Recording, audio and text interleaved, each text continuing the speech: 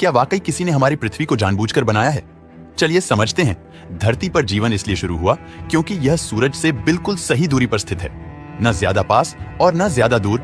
हाल ही की स्टडीज बताती है कि अगर धरती सिर्फ 10% सूरज के करीब होती तो इतनी गर्मी बढ़ जाती कि पूरा ग्रह आग का गोला बन जाता, और 10% दूर होती तो सब कुछ बर्फ में बदल जाता।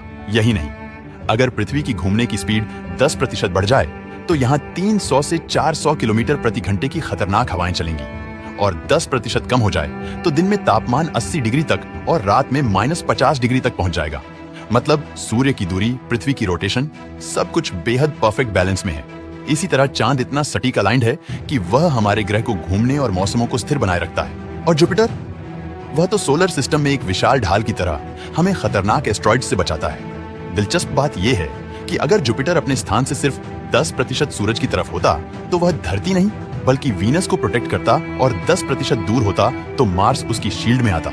और सीधी बात यह है कि आज हमारी जिंदगी का हर सेकंड सिर्फ पृथ्वी के कारण नहीं बल्कि पूरे सोलर सिस्टम के एक सुपर फाइन बैलेंस के कारण चल रहा है। तो अब बड़ा सवाल, क्या ये सब सिर्फ एक कोइंसिडेंट है, या फिर कहीं कोई हाई इंटेलिजेंट सिविलाइजेशन ने इन सबको एकदम कैलकुलेट करके सेट किया है?